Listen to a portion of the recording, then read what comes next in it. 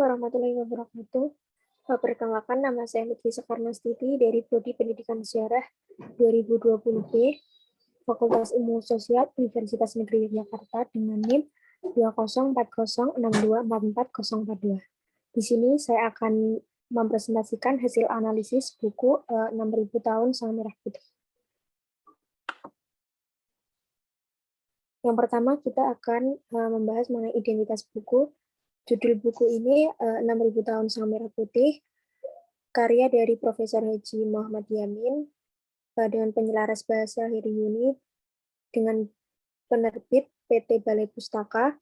Dan buku ini yang saya analisis ini merupakan buku cetakan kedua dengan penyusunan ejaan dengan tahun terbit 2017 dan jumlah halamannya 330 halaman.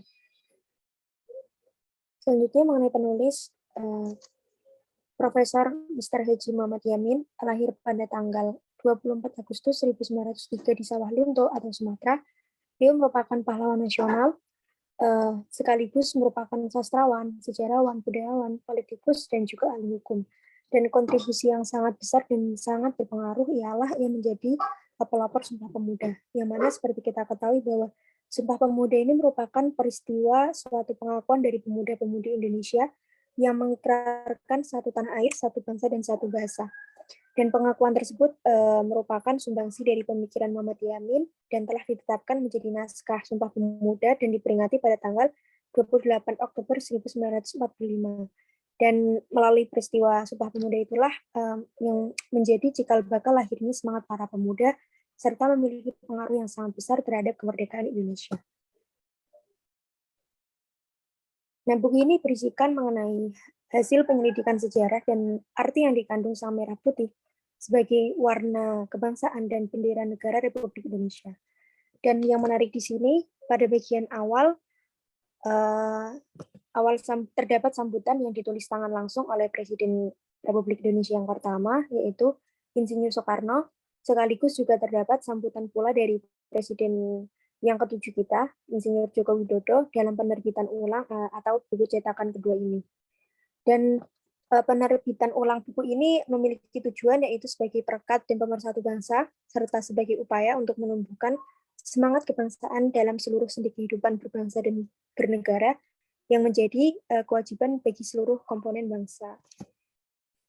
Selain itu, terdapat pula pendapat sejarawan Indonesia memiliki pandangan yang berbeda mengenai buku ini. Seperti di bagian awal buku ini terdapat sambutan atau pendapat sejarawan yaitu Dr. Anhar Gonggong, Profesor Dr. Dadan Wildan, seperti itu.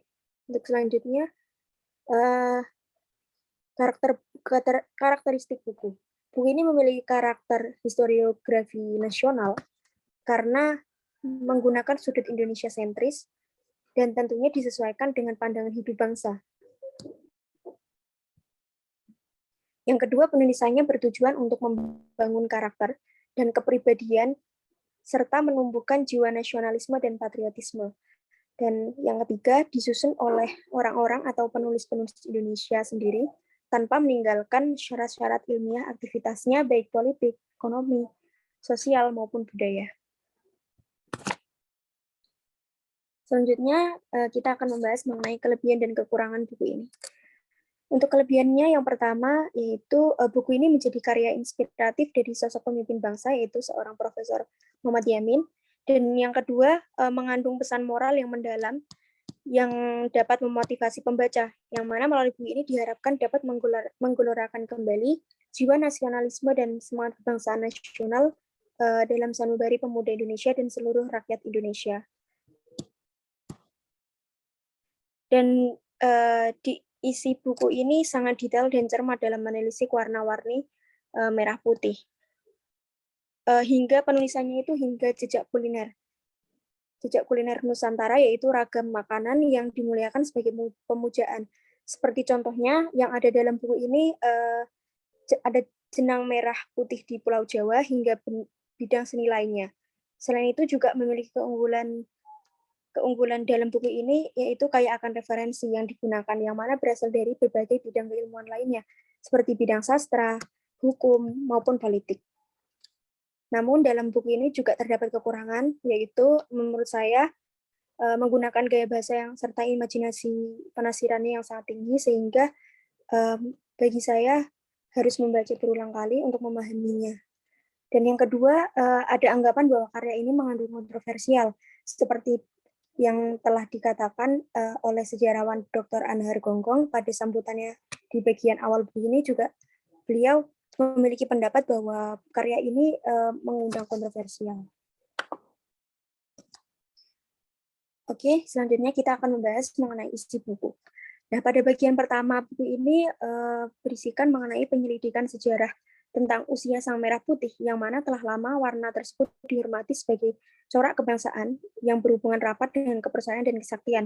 Dan 6.000 tahun yang lalu itu hanyalah sebagian dari waktu kini yang abadi, dan sejak 6.000 tahun dahulu hingga saat ini, dalam rohani bangsa Indonesia ini telah tertanam kepercayaan serta penghormatan warna bendera Sang Merah Putih.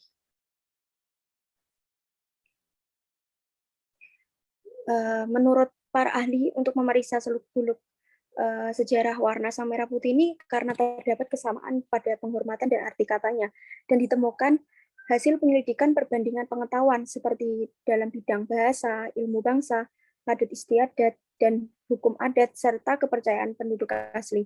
Dan penyelidikannya ini memiliki tujuan, yaitu hendak membangun kembali keseluruhan dari peristiwa sejarah berkenaan dengan Sang Merah Putih yang sesuai pada waktu silam.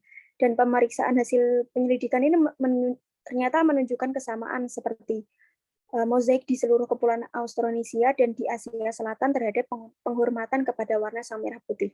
Dan pada bagian pertama ini juga cukup detail mengenai cara penyusunan tarikh berdasarkan pemikiran para ahli yang diikuti, yang mana berguna untuk penetapan tarikh Sang Merah Putih, seperti Feinstein Kohlenfels dengan pemikirannya dengan pertimbangan para ahli sejarah dunia bahwa garis kebudayaan perbedaan dan perwatasan wilayah bahasa dan wilayah kebudayaan antara Austroasia dan Austronesia adalah sama. Dan selain itu, waktu penghormatan Merah Putih yang bermula di Asia Tenggara itu telah ditentukan dan menjadi syarat bagi tiap riwayat yang menceritakan peristiwa di zaman yang lampau. Dan yang sudah saya katakan bahwa 6.000 tahun yang lalu itu hanyalah sebagian dari waktu kini yang abadi. Dan selanjutnya bagian kedua. Pada bagian kedua ini membahas mengenai tinjauan pengetahuan tentang Sang Merah Putih. Yang mana tinjauannya ini menurut ilmu alam, ilmu bahasa, dan ilmu bangsa. Dan lebih detail lagi, pengetahuan Merah Putih sebagai ilham kesenian melalui seni ukir dan lukis, pahat, sastra, dan seni logam. Bahkan dalam adat istiadat Indonesia, penghormatan warna merah putih ini tersimpul dalam ragam makanan yang dimulakan sebagai pemujaan, seperti contohnya jenang merah putih di Pulau Jawa, lemang cerai merah putih di Pulau Flores, dan papeda merah putih di Irian Barat. Dan selain itu, penghormatan juga tersimpul dalam cerita-cerita Jawa kuno, seperti cerita bawang merah dan bawang putih, dan ada pun kongsi bendera merah putih di Semenanjung Melayu, serta warna dan tumbuhan sakti.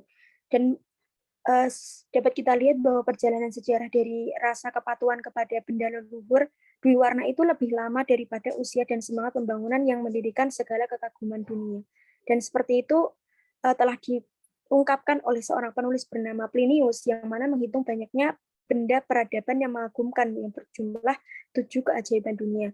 Ya, dan yang menarik di sini, yang mana tidak satu pun termasuk nilai kebudayaan Indonesia. Namun, salah satu dari 7 keindahan dunia itu, kibaran merah putih menyimpan nilai kebudayaan dalam segala kesederhanaan, harkat dan martabat peradaban nusa dan bangsa. Dan bagi bangsa Indonesia itu sendiri, tentunya Sang Merah Putih ini melambangkan keluhuran jiwa dan nilai perjuangan yang memiliki nilai luas. Selanjutnya, pada bagian ketiga. Bagian ketiga ini membahas mengenai sejarah, warna, dan bendera kebangsaan Sang Merah Putih, yang mana dipaparkan pula bahwa penghormatan bendera merah putih ini banyak dipengaruhi oleh peradaban Islam, dan ada pula dalam mite yang memuliakan merah putih dengan berasosiasi kepada penghormatan Surya Chandra, yaitu mentari dan bulan. Dan pada zaman prohistoria, perkembangan kepercayaan kepada kehidupan kesaktian ini menjadi dasar bagi penghormatan merah putih. Dengan bertambahnya penghormatan di warna dan dengan pengibaran bendera itu memiliki arti bahwa adanya kemajuan dalam perjalanan sejarah peradaban Indonesia. Dan selama 6.000 tahun ini, warna dan merah warna dan bendera Sang Merah Putih ini menentukan tempat asal dan tempat yang dituju dengan melihat berbagai peristiwa merah putih. Dan adapun sebagian anggapan bahwa jika diukur sesuai dengan zaman sekarang mungkin tidak dapat diterima begitu saja atau tidak sesuai dengan peradaban Indonesia. Namun, insan yang berjiwa nasionalisme ini memiliki pemikiran yang berbeda bahwa seluruh peristiwa yang terjadi di masa lampau berhubungan langsung dengan pertumbuhan peradaban yang mana memandang segala peristiwa itu termasuk sebagai ruangan-ruangan kecil dalam keseluruhan kerangka besar. Oke, selanjutnya pada bagian keempat berisikan mengenai arti dan makna yang dikandung warna sang merah putih. Bagi bangsa Indonesia ini, merah putih memiliki arti yang sama dan tetap, yaitu putih melambangkan kesucian dan sedangkan merah melambangkan keberanian. Atau dengan kalimat merah putih ini mengandung wujud keberanian dan kesucian. Dan susunan yang sesuai dengan susunan arti yang terkandung di dalamnya ialah merah yang berada di atas dan putih di bawahnya. Dan warna kebangsaan ini adalah lambang kemerdekaan rakyat dan bendera negara, dan lambang kedaulatan.